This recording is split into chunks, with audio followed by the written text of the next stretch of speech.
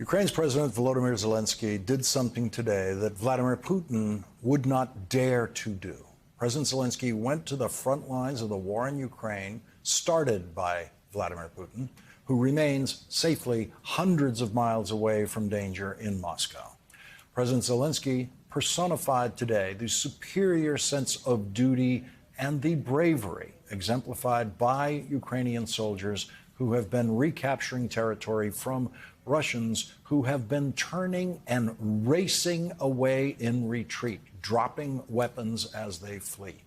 Our next guest, Timothy Snyder, is just back from Ukraine, where he met with President Zelensky. Today, President Zelensky watched as Ukraine's flag was raised once again outside the administrative building in the town of Izium in northeastern Ukraine. President Zelensky said, "Our blue and yellow flag is already flying in deoccupied Izium, and it will be so in every Ukrainian city and village. We are moving in only one direction, forward towards victory." Yesterday, President Biden was asked if the war in Ukraine is at a turning point in Ukraine's favor.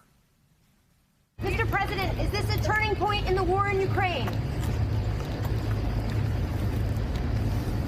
The question is unanswerable right now. It's hard to tell. It's clear the Ukrainians have made significant progress. I think it's going to be a long haul. Joining us now, just back from Ukraine, is Timothy Snyder, professor of history at Yale University. His books include On Tyranny, 20 Lessons from the 20th Century, and The Road to Unfreedom, Russia, Europe, America. Professor Snyder, what would you tell President Biden today about that question? Are we at a turning point in Ukraine? Well, in my view, the Ukrainians have been winning for some time, and the Russians have been losing for some time. I think the underlying factors, to a degree that Americans haven't really appreciated, have been on the side of the Ukrainians. The Ukrainians have better morale. They're fighting for their own territory. They know what they're fighting for.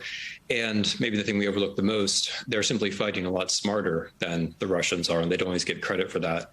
The victory this last week, this counteroffensive in Kharkiv region, involved Ukraine taking back more territory in a few days than Russia has taken since April, and taking that territory at the cost of a few thousand of their own soldiers, whereas Russia lost tens of thousands of its soldiers since April. So I think we are looking at a turning point for a couple of reasons. Number one, the Ukrainians have shown they can carry out a counteroffensive, and I think with that momentum, they'll have more support from the West. Number two, practically speaking, by taking the town that you mentioned, Izium, along with a couple of other towns, both Chynsk, Kupiansk, the Ukrainians have cut off the major railway junctions that would have allowed Russia to supply its troops in the Donbass. So I think we are looking at a turning point in the war. And I think it's incumbent upon us to try to take advantage of that turning point and try to help the Ukrainians bring this war to a close as soon as possible. I'd like to ask you two things about your meeting with President Zelensky. One is, what did you learn in that meeting that you can tell us about what to expect in Ukraine? And then secondly, to just reflect on this man, on this person, who you spent time with, whose life has been under threat from the first day of Vladimir Putin's invasion, and yet who has held himself in such an apparently brave position that we are all watching from our safe distances here. What is it that you feel about this man in his presence? Yeah, I'm going to take the two questions together, because when I went to see President Zelensky, I wasn't trying to extract from him anything that he wasn't going to say publicly. Ukraine was in the midst of this counteroffensive that we're talking about. Obviously, the Ukrainians were going to make public whatever they're going to make public. What I wanted to talk to him about was something deeper, which is the question of freedom and what freedom means to him and what freedom should mean to all of us, which is something I'm trying to write a book about.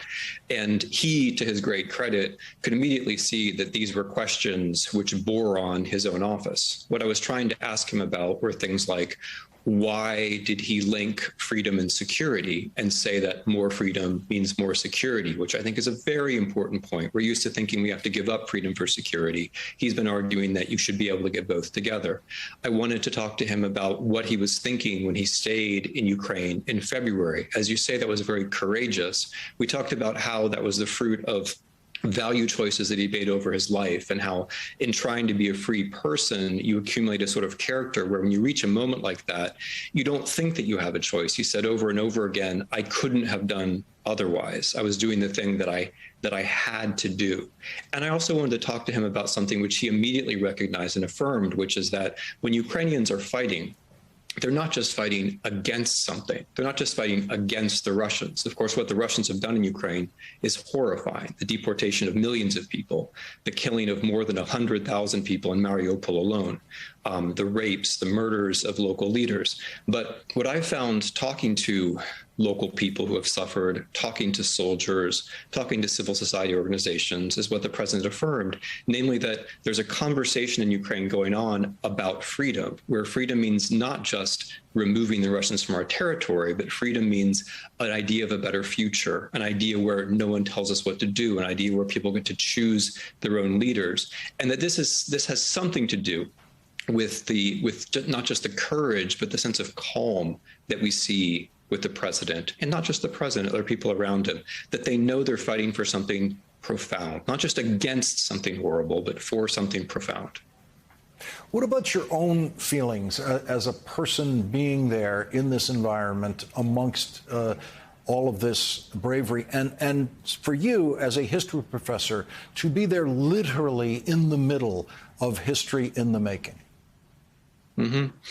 I mean, as far as my own feelings, I was there for around a week, and I was trying very hard to listen, because I think throughout this war, we in the West and we Americans have over and over again imposed what we think was going to happen, or imposed what we thought about the Ukrainians, and very often we've underestimated them, and that came clear also during this counteroffensive, which was carried out with such operational and tactical intelligence. The operation was a success, not just because the Ukrainians were courageous, but also because they had plotted it over the course of weeks and months. They'd outsmarted and misdirected the Russians. So I felt like it was in the middle of history, as you say. I believe that this war is not just about Ukraine, but also about the future of Russia, the future of Europe, and the future of the world. But I also felt like I was among people who knew what they were doing. I was among people who were keeping calm in the midst of all of this. And that, in a way, was the most encouraging thing of all.